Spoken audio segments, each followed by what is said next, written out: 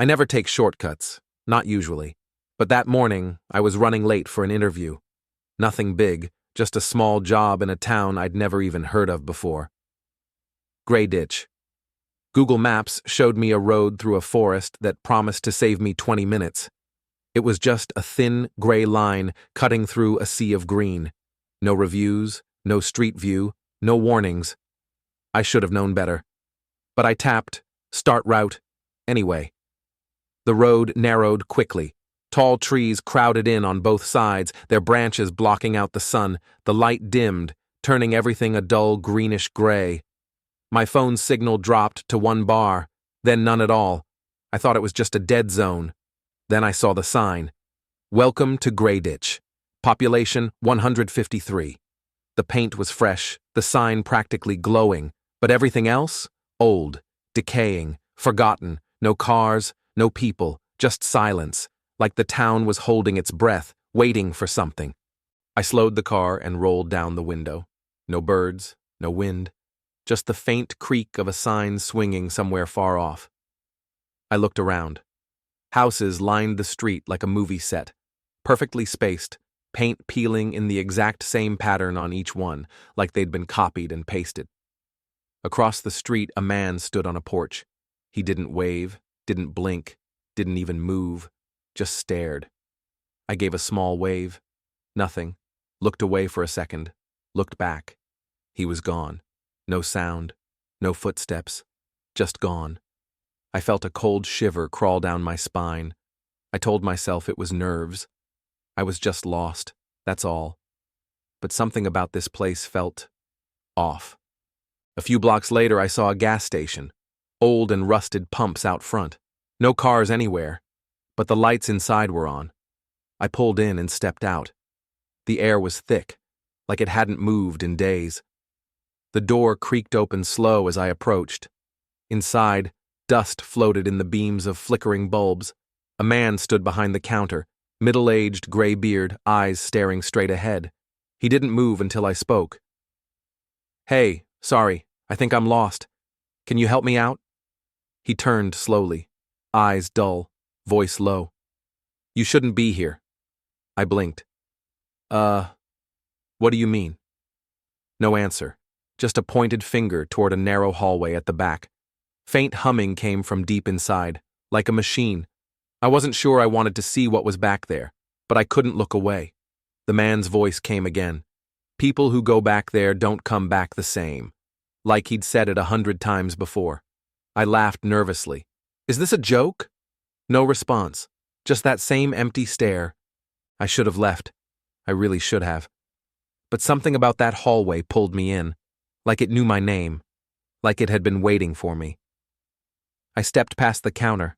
The man didn't move, just watched. The floor creaked under my shoes. The walls were lined with old, faded posters, all in some language I couldn't read. The deeper I went, the colder it got, not the normal cold, the kind that creeps into your bones. The humming grew louder, pulsing, steady. Then I reached the end. A metal door, rusty, dent, sealed tight. I reached for the handle. Before I could touch it, the door opened on its own. Inside was a small room, empty except for a single chair facing a wall of old TV screens. Each screen showed something different, static, random footage. One screen caught my breath. It showed me, standing right there, watching myself watching me. I froze. The screen wasn't just showing me. It was delayed, lagging behind by a second, then 2. Then it started showing things I hadn't done yet. I stepped back. On the screen, I stayed frozen. I blinked. The screen didn't. I whispered, "What the hell is this?" On the screen, my mouth didn't move. The chair was now facing me, like someone had just been sitting there. I looked around.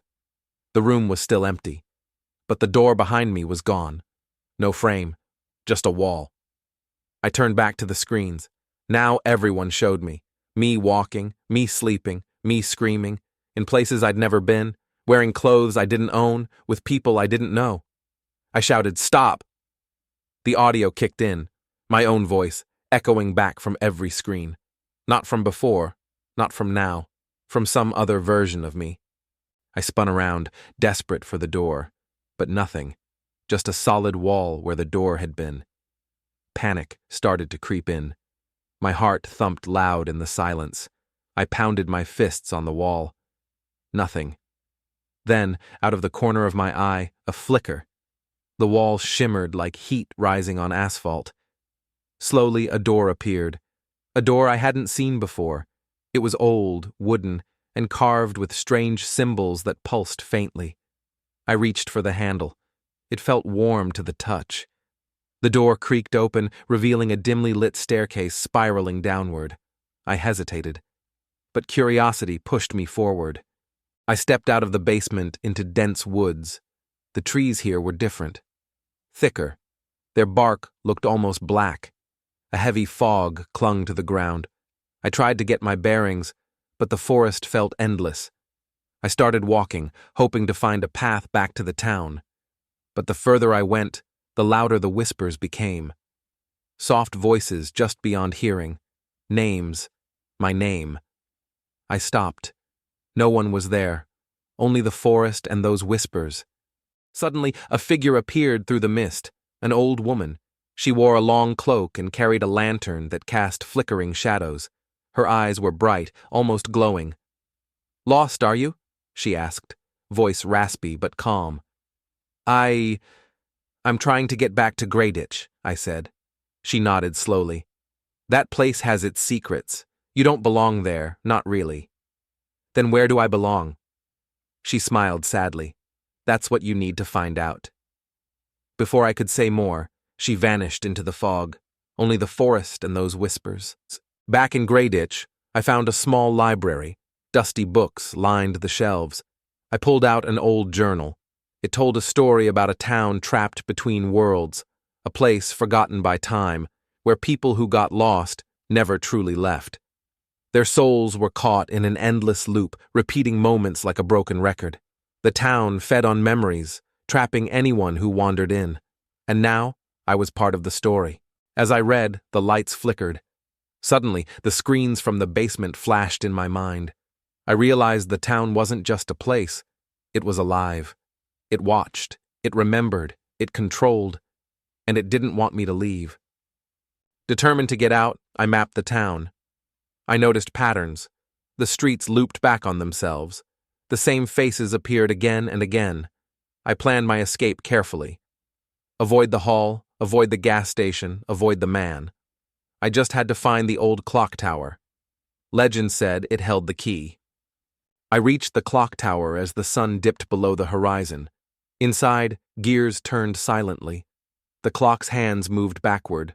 A voice whispered from the shadows, "You can't leave until you face yourself." The tower mirrored my fears, my regrets, everything I tried to hide. I had to confront the darkest parts of me. At the top, a heavy door stood ajar. Beyond it was a blinding light. I stepped through. Suddenly, I was outside the town. The morning sun warmed my face. The forest behind me was silent. Greyditch was gone, but I still felt the weight of the town's memory, and deep inside, I knew. Some part of me would never truly leave.